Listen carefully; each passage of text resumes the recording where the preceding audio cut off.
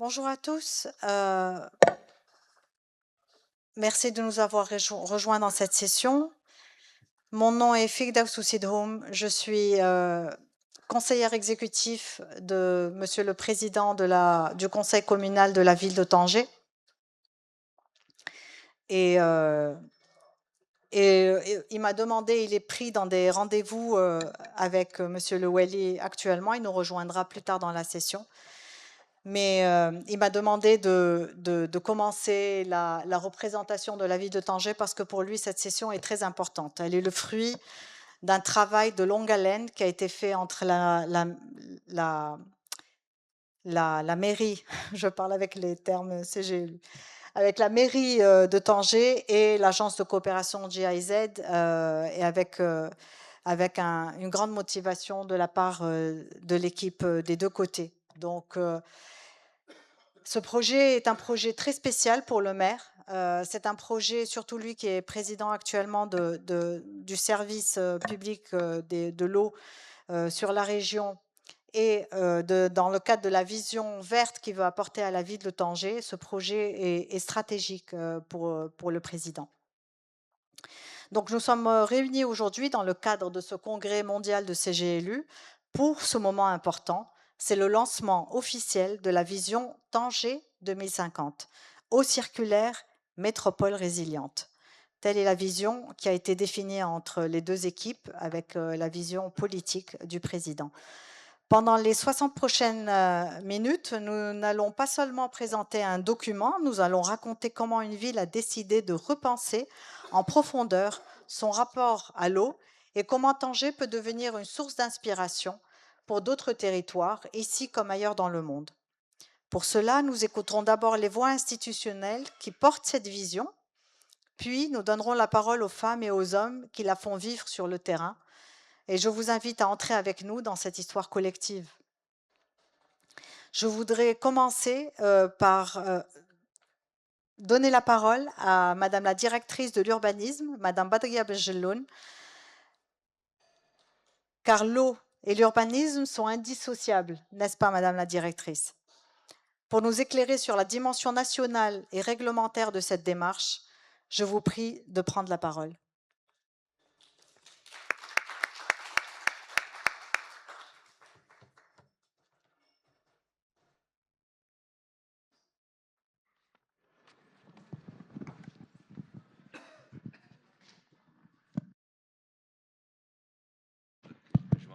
S'il vous plaît. Merci beaucoup, ma chère Firdaus. Je tiens à te féliciter. Je profite de cette occasion pour tout ce que tu entreprends. Alors, mesdames et messieurs, bonjour. Effectivement, Monsieur le Président de la commune de Tanger n'ouvre pas avec nous la séance, mais il va sûrement venir en cours de route et la clôturer. Donc, mesdames et messieurs, les représentants des institutions nationales, territoriales, chers partenaires, Madame la directrice du pôle vert de la GIZ, et avec tous ses représentants, honorable assistance, tout d'abord, je tiens à vous dire que je suis très honorée. C'est vraiment un réel plaisir d'être parmi vous aujourd'hui à Tanger. D'abord, dans le cadre du congrès mondial de CGLU, je pense que le dernier qui était organisé au Maroc et à Rabat en 2011, 2013, très bien. Donc, pour prendre part au lancement officiel donc, de cette vision stratégique qui a été appelée Tanger 2050, eau circulaire, métropole résiliente. Je tiens aussi à remercier ici parmi nous la présence de Madame la directrice de l'agence urbaine de Tanger et bien sûr d'autres partenaires. Donc cette rencontre intervient, comme vous le savez, dans un contexte très particulier. C'est un contexte d'abord mondial qui est marqué par une accélération sans précédent des vulnérabilités climatiques. Les villes sont aujourd'hui en première ligne. Elles concentrent les populations, les activités économiques, les besoins en infrastructure, mais aussi les risques, le stress hydrique, les épisodes aujourd'hui extrêmes, l'urbanisation rapide et la pression sur les ressources imposent désormais une nouvelle manière de penser la ville, donc une ville plus sobre, adaptable, anticipatrice et résiliente. Au niveau national, la question de l'eau, comme vous le savez, est devenue un enjeu stratégique majeur. Sous les hautes orientations de Sa Majesté le roi Mohamed VI, que Dieu l'assiste, le Maroc a engagé des chantiers structurants, d'abord pour sécuriser l'approvisionnement en eau, aussi pour accélérer la question du dessalement, renforcer l'interconnexion des bassins, améliorer la réutilisation des eaux usées traitées et promouvoir une gouvernance bien plus rigoureuse de cette ressource vitale. Cette dynamique nationale appelle une traduction territoriale forte, intégrée et opérationnelle. Donc c'est précisément tout le sens de la vision Tanger 2050. Tanger, comme vous le savez, est une métropole singulière, une ville portuaire, une ville porte du Maroc sur le monde, carrefour méditerranéen et atlantique, un territoire d'attractivité économique, industrielle, logistique et touristique, mais cette ambition métropolitaine s'accompagne aussi de défis importants, la pression urbaine, la croissance démographique, les besoins croissants en eau, les vulnérabilités environnementales et l'impératif de la qualité de vie. La vision Tanger 2050, eau circulaire, métropole résiliente, adoptée par le Conseil communal de Tanger en mai 2026, constitue à cet égard une feuille de route ambitieuse. Elle place la circularité de l'eau au cœur du modèle urbain de demain. Réduire d'abord les pertes, réutiliser les eaux traitées, valoriser les ressources non conventionnelles, intégrer l'eau dans les espaces publics, les projets urbains, les infrastructures, mais aussi les choix d'aménagement et de planification. Je tiens donc à saluer à ce titre la coopération exemplaire engagée entre la commune de Tanger, la GIZ Maroc et le ministère en charge de l'urbanisme, aussi la direction de l'urbanisme, à travers un projet plus large qui est appelé Économie circulaire de l'eau en milieu urbain au Maroc. Ce projet illustre parfaitement ce que doit être l'action publique contemporaine, partenariale, territorialisée, innovante et orientée vers l'impact. Pour nous, acteurs de l'urbanisme, le message est très clair. La résilience ne peut plus être un supplément, elle doit devenir un principe fondateur de la planification urbaine. Les documents d'urbanisme doivent mieux intégrer la question des risques, la disponibilité des ressources, dont la question de l'eau, la sobriété foncière, les continuités écologiques, la gestion intégrée de l'eau et l'adaptation au changement climatique. Planifier Tanger à l'horizon 2050, c'est donc anticiper plutôt que subir, c'est faire de l'eau non plus une contrainte, mais un levier d'innovation urbaine, de justice territoriale, d'équilibre, d'attractivité, de durabilité.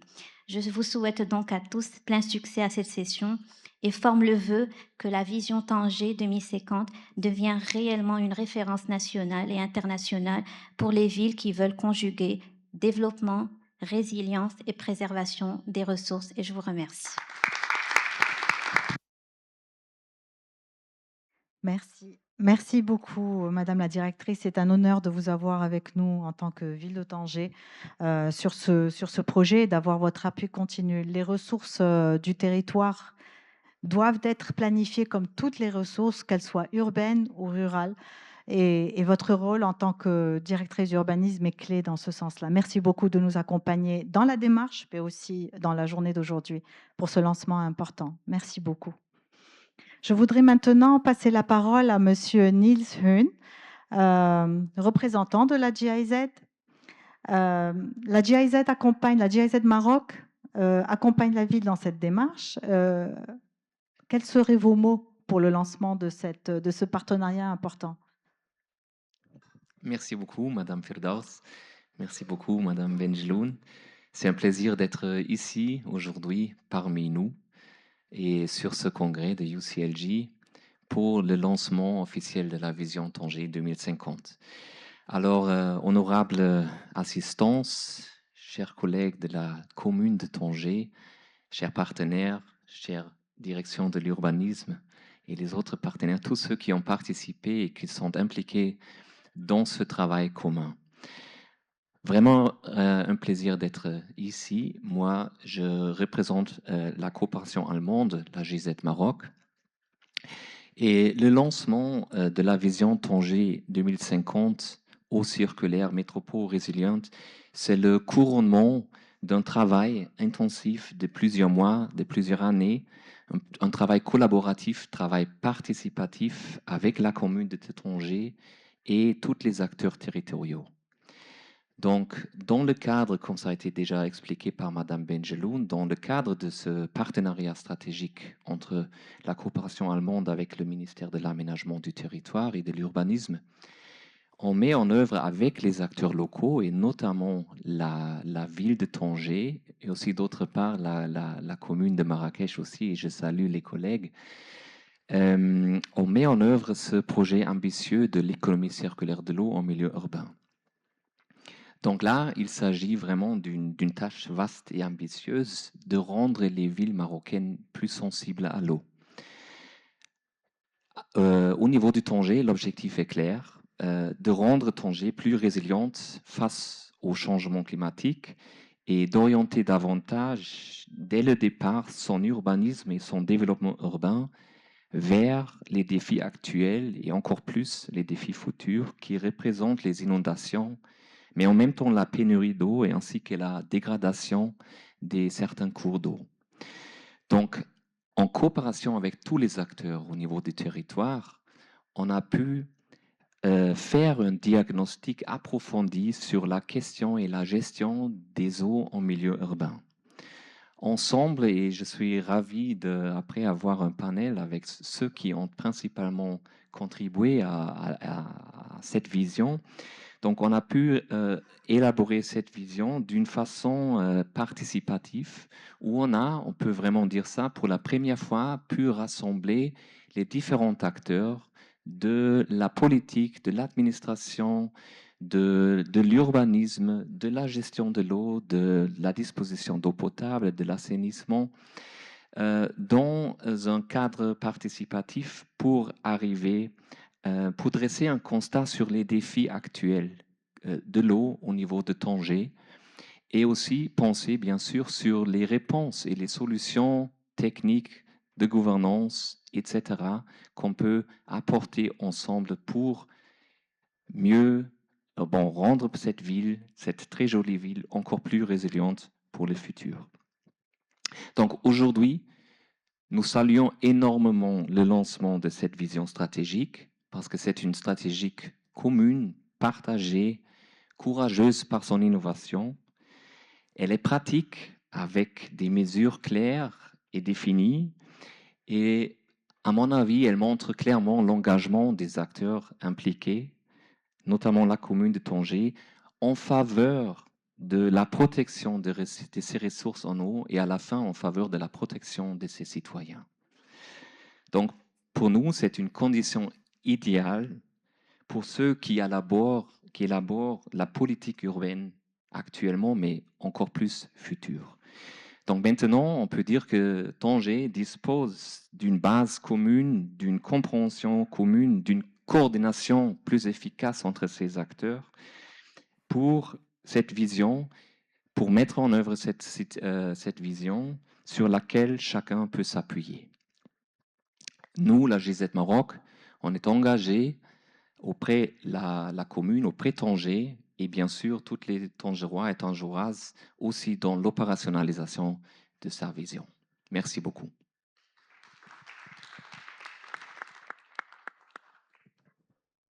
Merci beaucoup, Niels, pour cette introduction.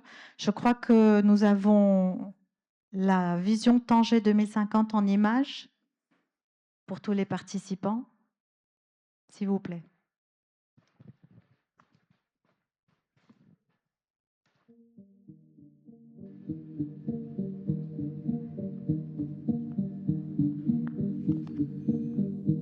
Au cours des dernières années, Tanger se transforme à grande vitesse.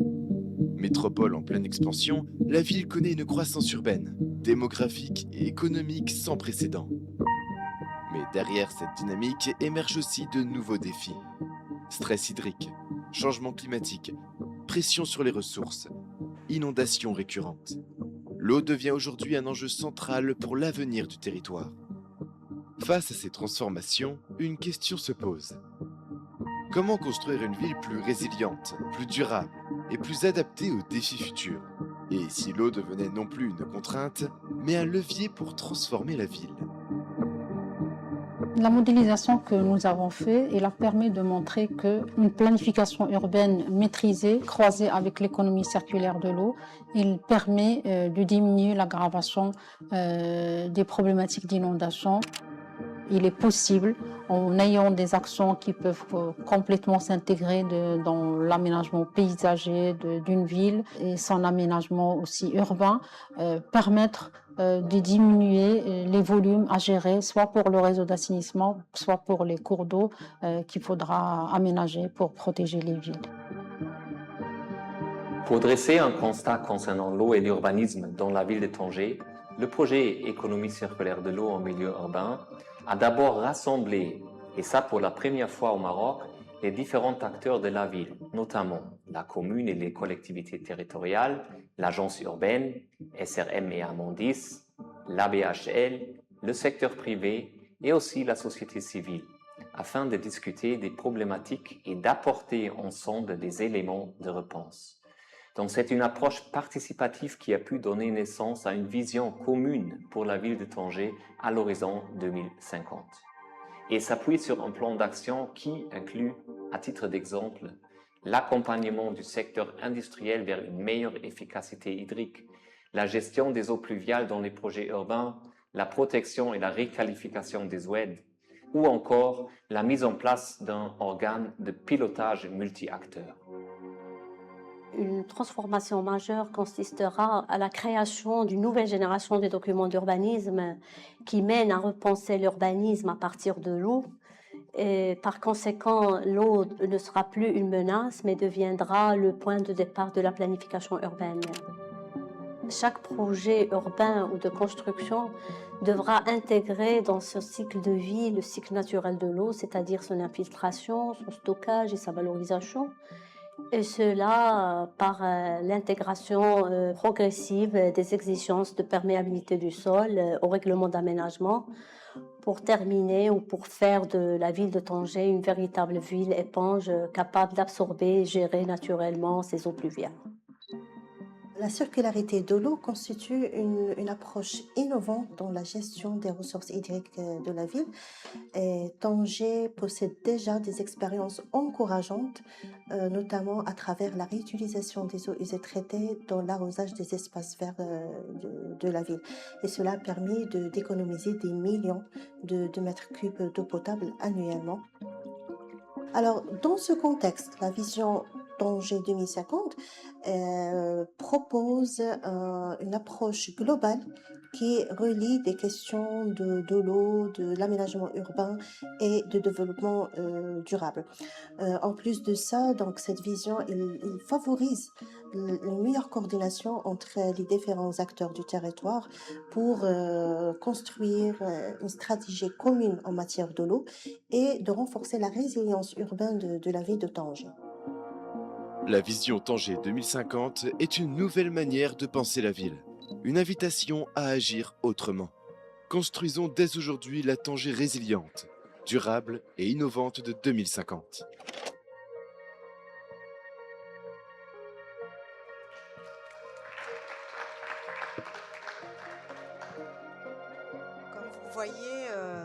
Comme vous voyez, ce projet n'est pas une utopie, il n'est pas un rêve, il n'est pas uniquement un projet ou une narrative, c'est une vision qui a une réalité. Et vous avez vu parmi les personnes dans la vidéo, les acteurs de ce projet concret. À ce titre-là, je voudrais appeler ces acteurs pour qu'ils témoignent de leur implication dans ce projet. Nous avons 4 témoignages, aussi importants les uns que les autres. Je voudrais commencer par appeler Madame Mahassine Baraka, directrice de l'agence urbaine de Tanger. Je voudrais également appeler le chef de division de l'évaluation et planification des ressources en eau à l'agence du bassin hydraulique du Loukous, Monsieur Yassine Wehbi.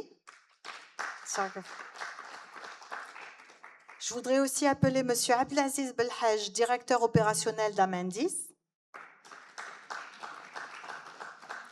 Et enfin, je voudrais appeler le président de l'Association marocaine de l'environnement durable, M. Lotfi Shraibi.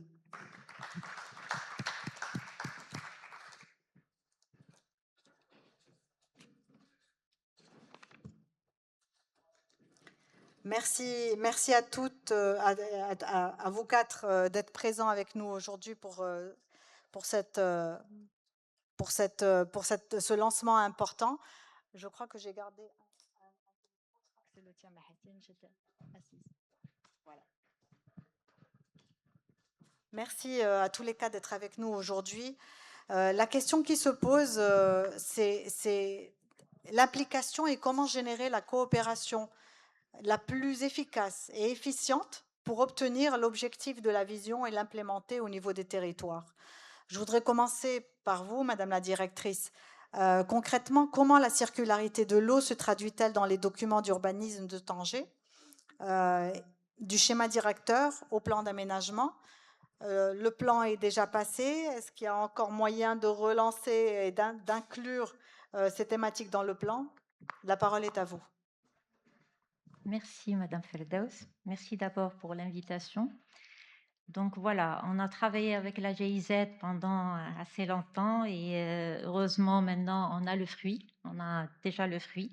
Donc effectivement, pendant longtemps, l'eau était principalement abordée en tant que réseau d'assainissement ou réseau d'alimentation.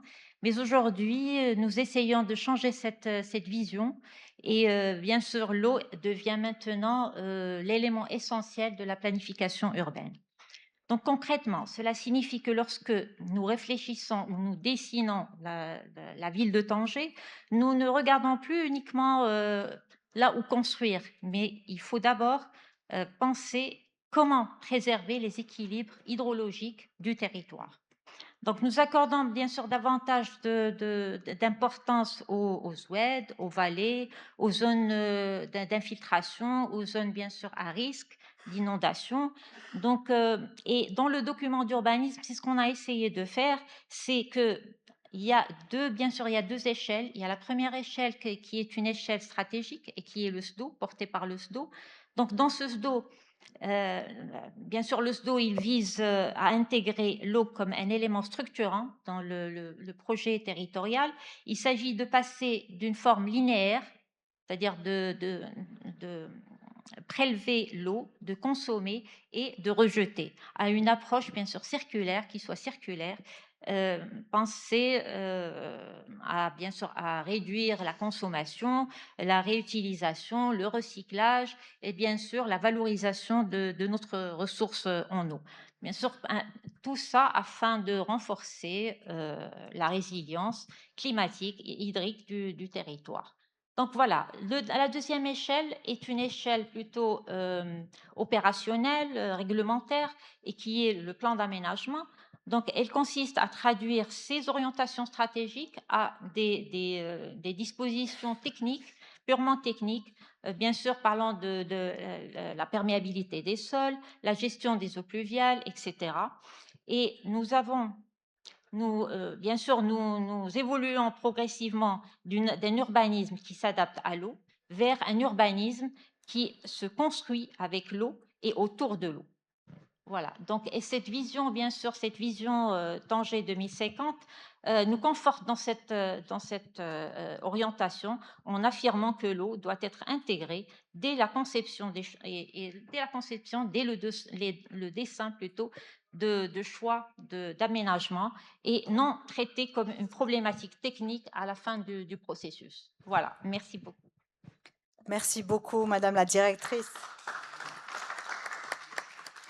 Je dis souvent que dans mes rencontres internationales, le Maroc montre des alternatives, des solutions qui sont avant-gardistes.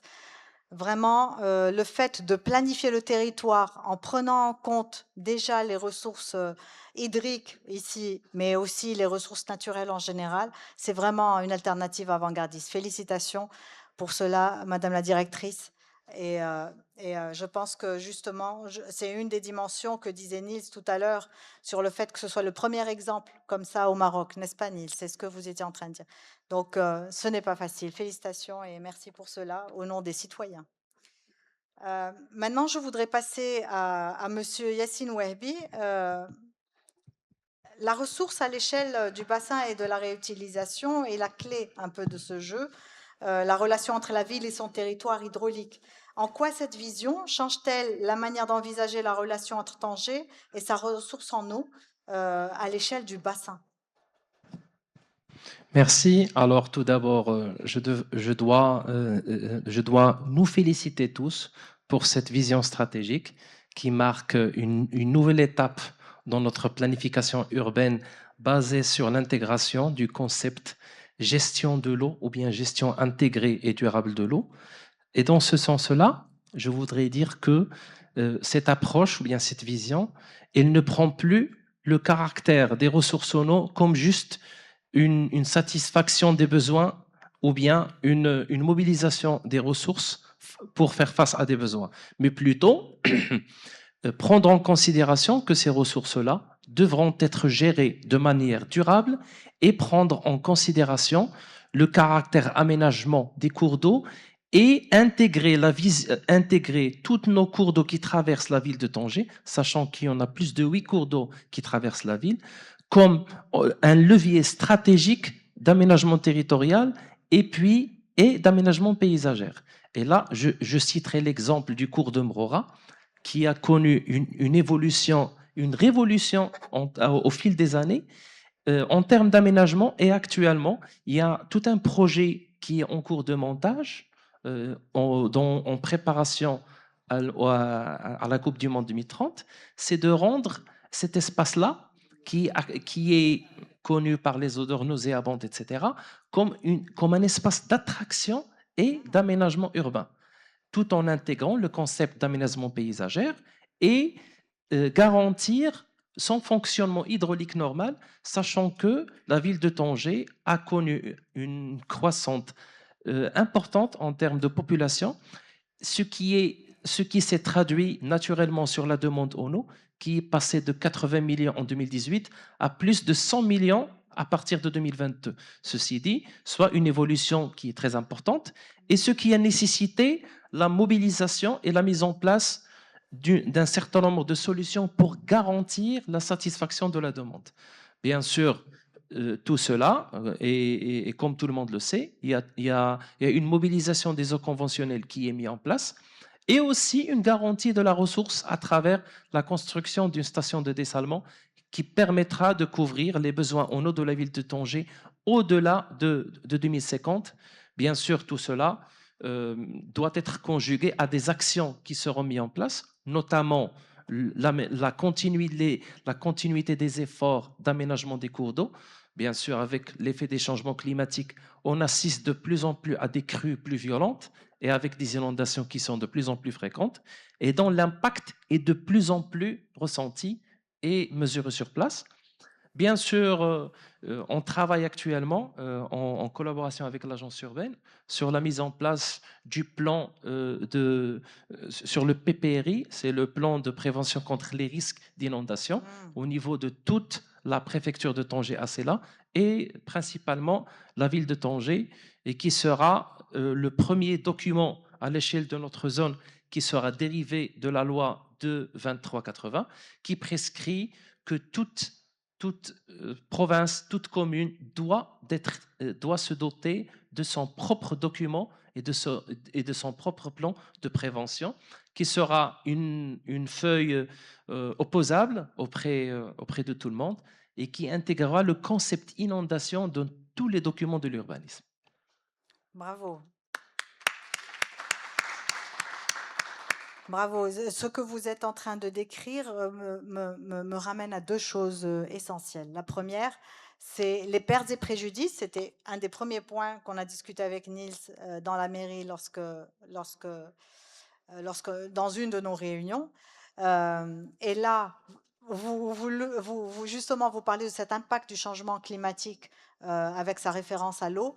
Et la deuxième chose, c'est que l'exemple de ce partenariat qui a été fait est un exemple parfait des objectifs de développement durable, en particulier numéro 17, sur les partenariats. Donc, cette vision aussi rentre parfaitement dans cette adéquation. Et puis la dernière chose, c'est que je crois qu'on a eu la chance de ne pas être inondé cet hiver, contrairement à d'autres, grâce à ce travail qui a été fait et la continuité qui va être donnée dans cette vision 2050, parce que l'impact du changement climatique va être de plus en plus marqué, effectivement. Merci et bravo. Je voudrais maintenant passer la parole à M. Abdelaziz Belhaj, directeur opérationnel d'Amendis.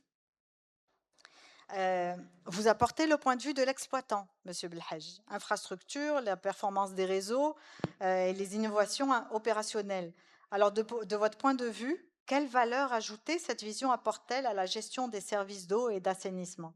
Comment est-ce qu'elle apporte une approche différenciée qui a cette valeur ajoutée? Merci, salam alaikum. Merci, Madame Fedos, pour votre excellente modération. Et aussi, Amendis avait le plaisir d'être parmi le groupe Think Tank About la vision 2050 pour la ville de Tanger. Permettez-moi juste, avant de répondre à votre question, c'est que Amendis, vous savez, c'est une filiale du groupe Violet Environnement qui gère la ville de Tanger depuis 2022, les services d'eau, d'électricité et d'assainissement pour une durée de 25 ans sur 8 communes au niveau de la préfecture Tanger-Azela. Le contexte de Tanger, vous le savez tous, donc il y a, quand on avait donc le débat, il y a 4 grands enjeux ou grands paramètres. Un, c'est la croissance. Donc la ville de Tanger s'accroît d'une façon très très rapide et significative. Et je peux donner un exemple en termes de linéaire de réseau d'eau potable et d'assainissement. On est passé de 1800 km en 2022 à plus de 7300 km à fin 2025. Ça veut dire que ça avait été multiplié par 400% et quelques. Pareil, le nombre de clients, on était à 111 000, on est passé à 420 000 pour les clients eau potable. Donc ça a été multiplié à 300% en l'espace de 24 ans. Ça, je ne pense pas qu'il y ait un chiffre au niveau Maroc sur ce sujet-là. Donc, deuxième paramètre, vous avez tous vécu, ceux qui vivent à Tanger, les inondations, les dernières inondations, plus de 1200 mm CAC, si ma mémoire est bonne, et sur une longue période, s'étale de novembre jusqu'à fin mars. C'est quelque chose qu'on n'a jamais enregistré depuis un moment. Et en même temps, on a vécu une crise d'eau potable à Tétouan, par exemple, le mois d'octobre en 2016. Donc, ce changement, il est structurel, donc on doit faire face. Troisièmement, et comme donnée d'entrée aussi, c'est le cadre réglementaire en termes de normes légales et environnementales sur ce sujet de l'eau, qui est toujours des évolutions. Et le dernier point, c'est les exigences des clients. Le client tangérois de 2002, ce n'est plus le même client de 2025. Aujourd'hui, on parle d'autres exigences en termes de continuité de service, de qualité de service, le bruit des tampons des regards, les odeurs, X sujets qu'on n'avait pas avant. Donc, tout cela permet de dire que cette vision, justement, donc d'ici 2050, ça permet de répondre à ces enjeux avec d'être opposés avec l'ensemble des acteurs et les parties prenantes. Et ça permettra donc une anticipation, une résilience face au stress hydrique. En même temps, ça permettra aussi l'intégration de l'économie circulaire. Et là, c'est un point, justement, on a passé par une très bonne expérience, notamment de la réutilisation des eaux usées traitées dans l'arrosage des espaces verts. Et ça, c'est quelque chose de fondamental. Tanger était la première ville, si ce n'est pas la deuxième, au niveau, je peux dire, Afrique, et même dans l'échelle pays européen, à utiliser la réutilisation dans l'arrosage des espaces verts donc publics. Et ça, c'est un point qui est très, très positif. Aussi, un cadre de gouvernance, cette vision permettra justement de réunir l'ensemble des parties prenantes pour mieux anticiper, planifier et surtout suivre et évaluer par la suite les projets mis en œuvre. Et le dernier point, c'est cette vision justement va permettre encore et davantage de rendre Tanger comme un pôle et une ville attirante à l'échelle nationale et internationale. Et ça, c'est un point positif. En même temps, son attractivité, il faut doubler l'effort pour répondre à l'ensemble des enjeux. Merci.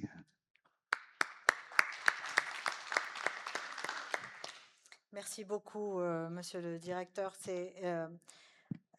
La ville de Tanger, effectivement, a connu non seulement une sorte une affluence de migration vers la ville de toutes sortes, mais en plus, il y a il y a le développement du port Tanger-Med, mais il y a également tous ceux, pendant l'été, la ville double de d'habitants. Comme on n'a pas le même besoin en hiver qu'en été, et effectivement, ça fait partie de vos responsabilités que d'assurer la, le, j'ai le terme en espagnol, el abastecimiento, que d'assurer la fourniture d'eau pour tout le monde.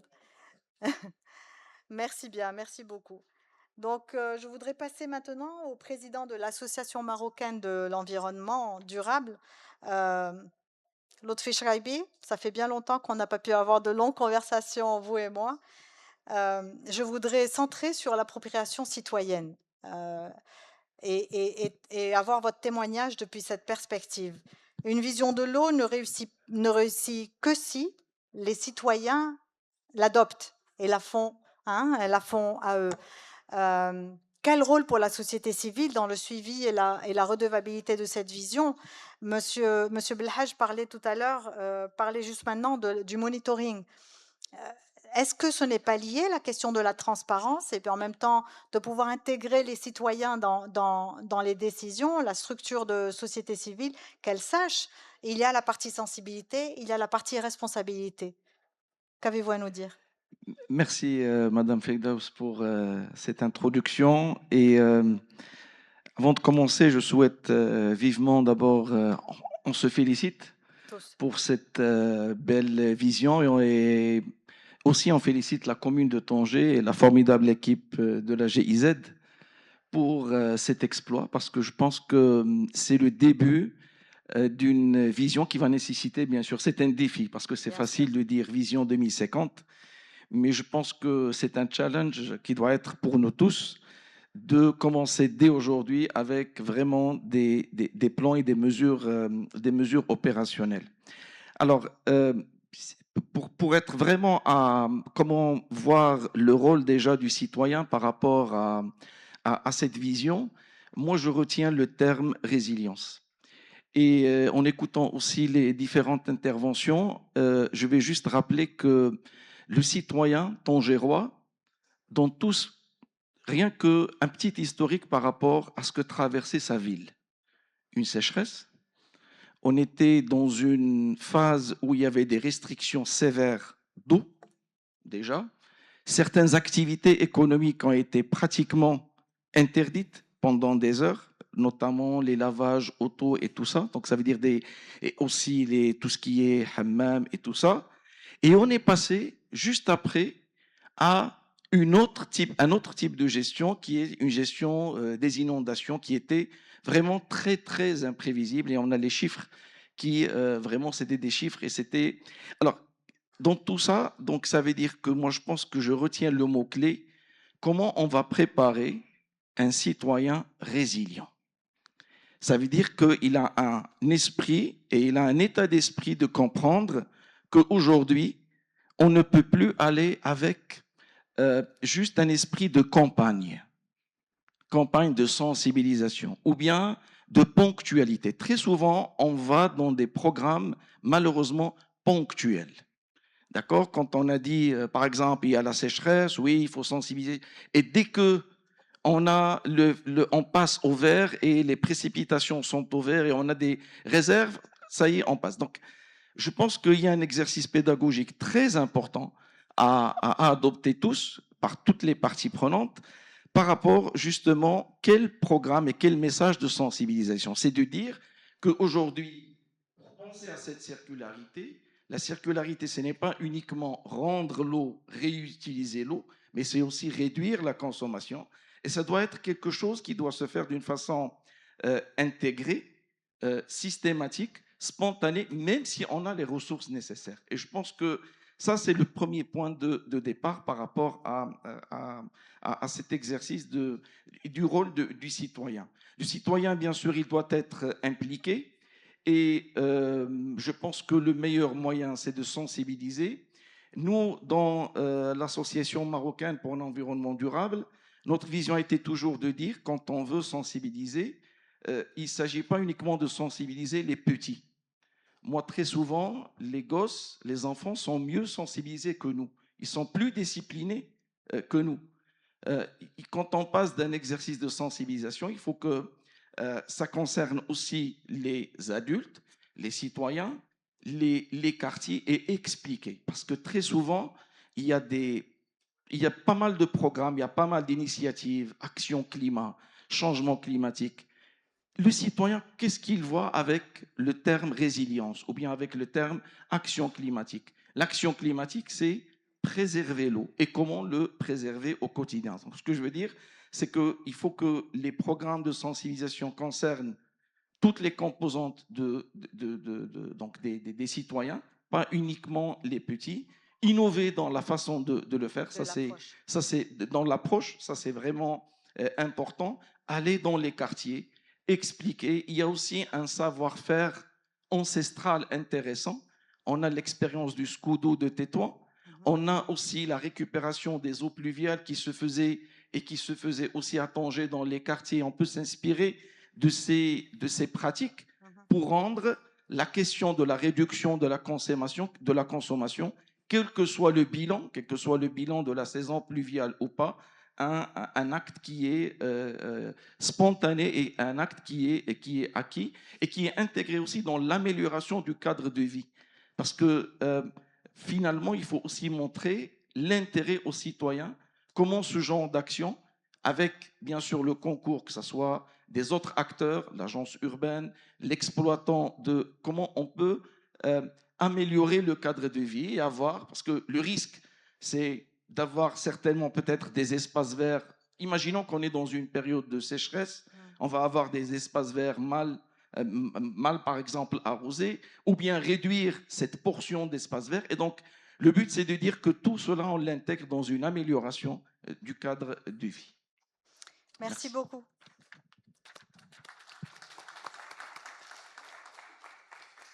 Merci beaucoup, Monsieur Cheraibi. Mais dans ce cas-là, je pense qu'il y a un point clé dans ce que vous dites, c'est faire une connexion entre les efforts qui sont réalisés par les différentes administrations et les différents acteurs ici et le citoyen.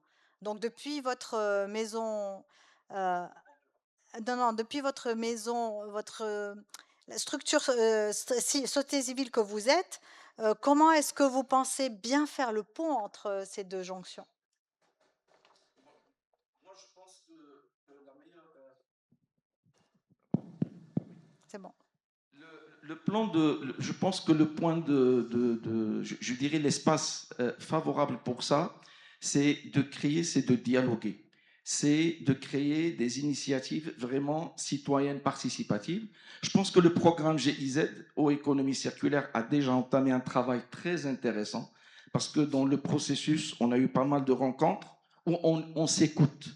Et je pense que ça, c'est très important. Le citoyen, avant qu'il s'engage avec vous, doit aussi être écouté par rapport à ses attentes. Ça, c'est vraiment très important. Il y a aussi un point très important dans la question avec laquelle on peut faire la connexion. Je pense qu'il y a un travail à faire même au niveau des élus. Aujourd'hui, bien sûr, il y a un leadership à la tête, avec monsieur le maire Sili Mouri et toute l'équipe qui l'accompagne dans cette vision. Et aujourd'hui, on arrive à ça. La vision politique. La vision politique, mais aussi au niveau du territoire, au niveau des élus, des acteurs locaux, il doit y avoir une certaine aussi, un effort donc de sensibilisation, de dialogue pour expliquer, pour qu'on évite, comme je disais au départ, cet état de ponctualité et d'urgence. Très souvent, parce que c'est ça la résilience. La résilience, c'est qu'on sorte de cette pression d'urgence, parce qu'on a l'impression à chaque fois il y a quelque chose de nouveau et donc on est toujours on doit cesser de faire le pompier par rapport à la question climatique, que ce soit par rapport à l'eau, que ce soit par rapport à la canicule, et comprendre, voilà à quoi on s'attend. Même dans les constructions, aujourd'hui, par exemple, je veux construire un terrain particulier, il doit comprendre, il doit intégrer qu'il y a des actions à faire par rapport, des actions de point de vue adaptation au changement climatique, que ce soit et l'adaptation aux phénomènes extrêmes. Nous vivons pleinement des phénomènes extrêmes et le citoyen doit comprendre tout ça et il doit jongler et faire avec et s'adapter et apprendre comment justement être un citoyen résilient. Donc, il n'y a pas de résilience si ça ne passe pas par le citoyen? Très bien. Merci beaucoup. Donc, je voudrais rebondir sur cette phrase, en retour à monsieur Belhaj qui parlait de monitoring, parce que souvent le monitoring et les évaluations, si on l'apporte de manière très proche aux citoyens, c'est vu comme une tentative de surveillance. Comment, toujours ce lien avec avec les citoyens, comment est-ce que ce monitoring peut être mené de manière à ce que le citoyen puisse comprendre que c'est pour son intérêt et de manière à pouvoir s'assurer que tout ce que vous allez faire en potentiel de réutilisation, dans les différentes actions que vous avez évoquées tout à l'heure, soit bien compris par le citoyen et appuyé dans la démarche. Donc pour cette question, notre raison d'être, c'est assurer un service de qualité, une continuité de service de qualité. Donc, comme il a dit, donc le citoyen, la sensibilisation entre, par exemple, notre entreprise et les citoyens se fait chaque jour à travers différents canaux, que ce soit les réseaux sociaux, que ce soit des rencontres avec les écoles, les associations d'environnement, et il y en a plein d'actions dans ce sens. Mais je reviens vers le symbole chaque goutte compte. Et là, c'est pour assurer une qualité de service pour le citoyen. Une qualité de service, il faut jouer sur le rendement des réseaux. Et le rendement de réseau, c'est quelque chose de prioritaire comme plan d'action. Et je digite un chiffre, on est passé de 67 à presque 80% de rendement de réseau d'eau potable. C'est une économie très, très importante, plus de 330 millions de mètres cubes économisés sur cette durée de gestion déléguée de 24 ans. C'est l'équivalent de 4 fois la consommation de la ville de Tanger. C'est l'équivalent de 4 années. C'est énorme. C'est énorme. Donc, chaque goutte compte, et c'est ça. C'est un état, en fait, c'est un état d'esprit, c'est un mindset qu'il ne faut rien lâcher. Donc, c'est pour éviter les investissements colossaux et qui ne sont pas justifiés. Et deux, éviter les pertes, ça veut dire préserver les ressources. Le deuxième sujet aussi qui touche aussi les citoyens, c'est la réutilisation dans l'arrosage des espaces verts. Les espaces verts, vous savez tous, les gens à Tanger, ils sortent le soir et ils sont partout. Donc vous pouvez voir Markala, vous pouvez voir Villa Haris, il est juste en face. D'ailleurs, il est arrosé par les eaux usées traitées, sachant que la station de traitement, il est à côté de l'aéroport. Donc, et ce projet, pour le réaliser, donc il a fallu une mobilisation de plus de 50 millions d'euros sur 3 phases, dont une dernière phase, il est en cours de réalisation. Et ça permet aussi d'arroser plus de 420 hectares dans la ville de Tanger des espaces verts. Tous les golfs sont arrosés par la Rius. Donc, ça permet d'économiser plus de 11 millions depuis 2015. Et ça permettra d'économiser une consommation d'eau potable pour une ville comme Ouazzane, par exemple, environ 55 000 habitants. Donc, cette stratégie, il est cruciale. Donc, justement, dans la vision 2050, il y a un plan d'action spécifique sur ce genre-là. Maintenant, ce qui reste, c'est comment faire plus de débouchés pour la réutilisation. Aujourd'hui, c'est les espaces verts et l'entretien des voiries. Mais demain, pourquoi pas, ça sera dans le domaine agricole, ça sera le domaine industriel. Et en même temps, il reste à peu près 25% à élargir au niveau de la ville de Tanger pour couvrir l'ensemble d'ici l'année prochaine. Ça, merci beaucoup. Merci beaucoup, monsieur Belhaj. Je voudrais un petit... Il nous reste quelques minutes. Je voudrais en profiter. Monsieur le président de la commune est là. Il a pu nous rejoindre. Monsieur Monier Lemouri, président de la commune. Merci, monsieur le président, de nous rejoindre. Monsieur Nils, si vous pouvez monter, on va faire une photo de groupe avec tous les acteurs, avec le livre, pour pouvoir officialiser le lancement de cette vision. تفضل سيد الرئيس.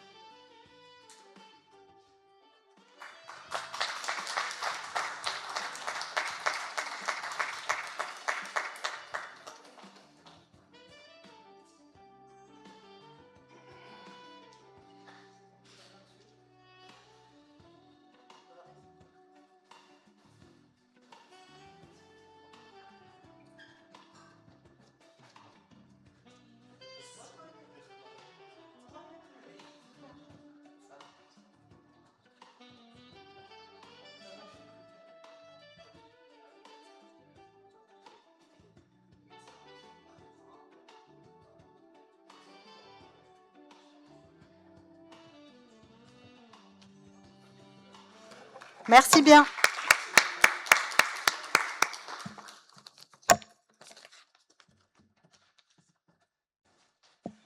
Merci bien. Merci pour cette session. Merci aux participants et félicitations à tous. Tout le monde y gagne. Merci.